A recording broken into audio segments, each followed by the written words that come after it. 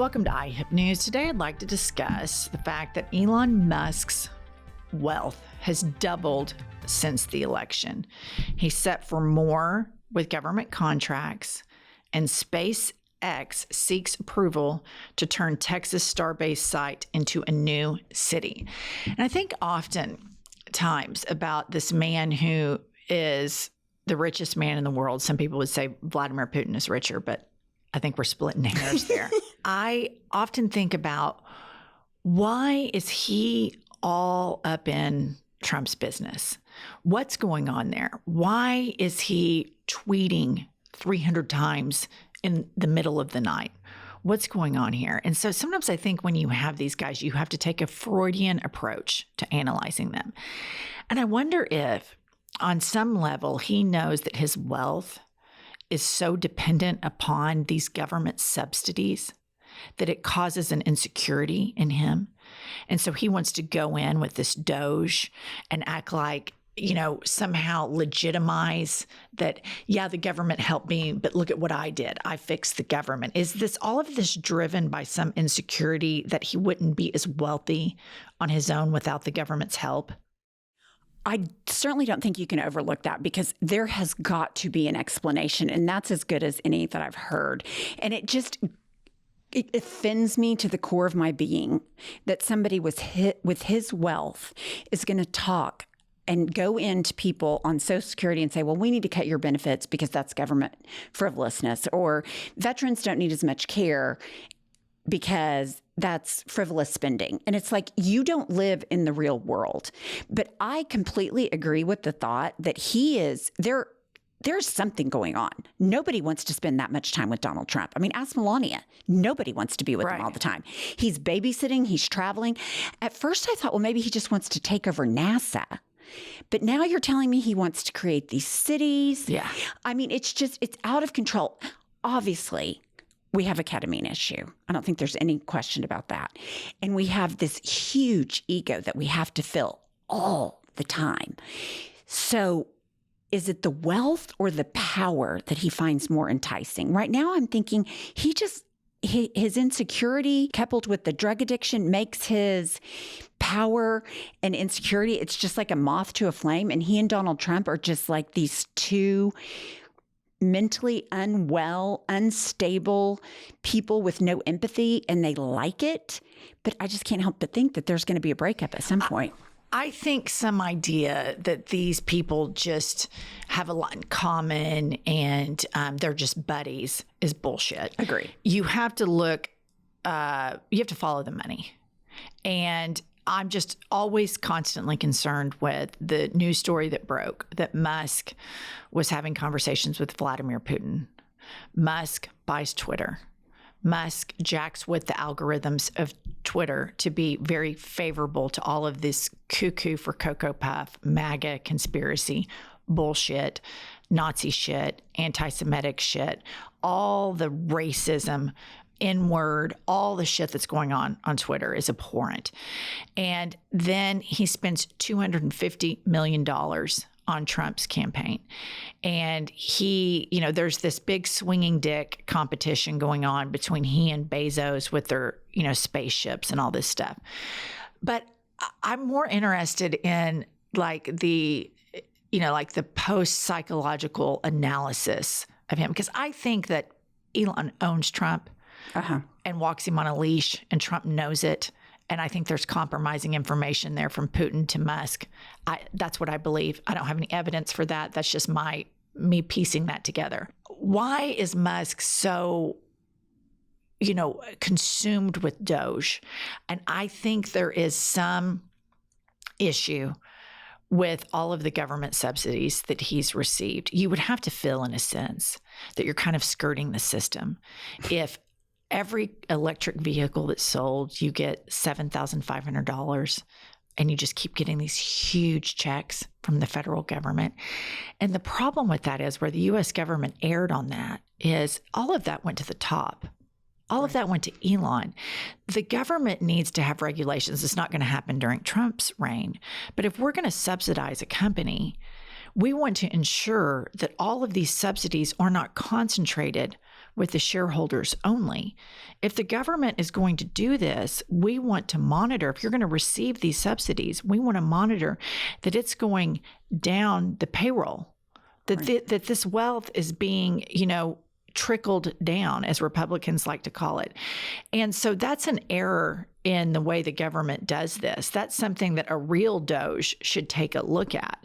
That why did all of the wealth consolidate just to Elon Musk? And why didn't that trickle down? Isn't that what the government should have monitored? That it went down, that these workers are unionized, and if they're going to get taxpayer money, that it really goes back into the people who put the money into the economy and not just their big boat or, multiple jets or whatever.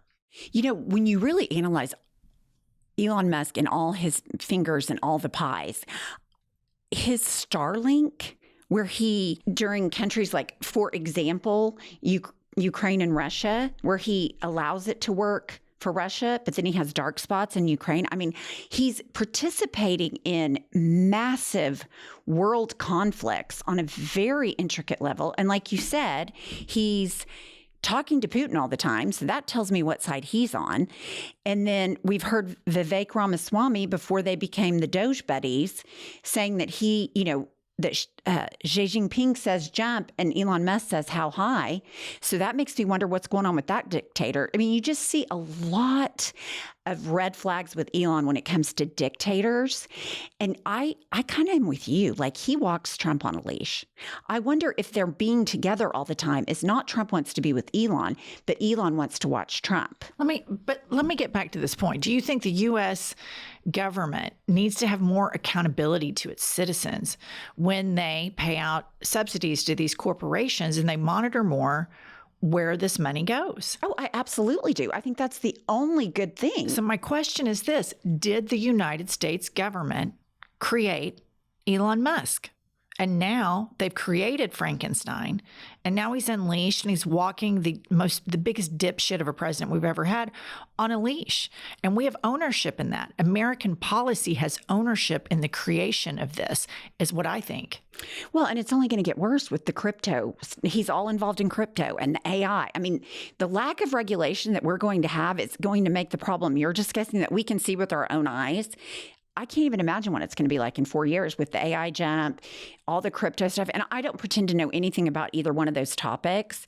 But from what I've read, it's going to be extremely hard to regulate and extremely hard to provide authenticity and all of that. And Elon Musk is a big proponent of all those.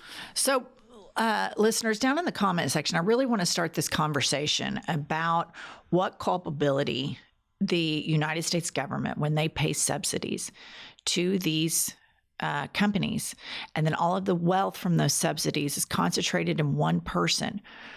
What burden does the United States government carry for creating that problem? And then you have this person that is the richest man in the world, whose wealth has doubled, who has a direct line to talk to one of our adversaries, Vladimir Putin. He bought a presidential election. He's walking Trump around on a leash, parading him around the Notre Dame when Trump's not shitting in his diaper over there. And when we really step back and do an autopsy from this, Elon Musk is able to thrive in the digital space because there's this young male worship of capitalism and these Tesla trucks and all this, his rocket ships and all this bullshit. And he's able to game the algorithm. I mean, Twitter is such a cesspool now. Every time I get on it, he's gamed the algorithm so much. There's no way that Tucker Carlson's tweet should show up in my feed. Absolutely right. And I get that. And then I get Charlie Kirk and I get all of this shit. And so how much ownership does the United States of America have in Elon Musk and the power that he has? How much enabling did we do with the purchase of Twitter, him zero regulating of the algorithms to protect the public from misinformation, zero regulating from all of these subsidies that go over and concentrated all of the wealth of all of the Tesla workers with Elon Musk. We created this, and I'm not talking about me and you. I'm talking about the United States government created this situation, and I think there is a missed opportunity for the Democrats. to simplify the argument I just made and start linking it to this corporate greed and the insurance industry, the gun industry, the pharmaceutical industry, big oil, et cetera, et cetera, et cetera. And, you know, we miss it at every single turn. We miss an opportunity to go all over social media and say, Elon Musk would be nothing without government assistance. That's absolutely right. And here's the deal, too. Why do you think the Congress of the United States is disinclined to go against corporations? Because they're profiting from them. They're profiting from them by their campaigns. They're getting in on deals, all of that. So, I mean, it's just like this huge circle of... It's a circle jerk. It's a circle jerk. Yeah, it's a clusterfuck. It's a circle jerk of, robbing Peter to pay Paul. And we're creating a lot of this wealth consolidation at the top. And the American public buys into that people like Elon Musk are going to advocate for them, that people like Donald Trump are their allies. If you live in rural America, I've got news for you. Donald Trump doesn't give a shit about you, looks at you with utter contempt, looked at the January Sixers as he's sitting in the dining room off the Oval Office and was disappointed at how trashy and rednecky they looked. Wish his supporters looked a little bit better while they were beating up cops. And that's what we're dealing with. But the messaging from the Democratic Party, I mean, Elon Musk should be eviscerated as a man who sucks off the federal government for his wealth. We need to, because I think he personally feels that. That's why he wants to tear down the government. That's just a Freudian analysis, and I'm just an armchair psychologist, but that's my opinion. Anyway, let us know what you think in the comments, and we'll see you guys later.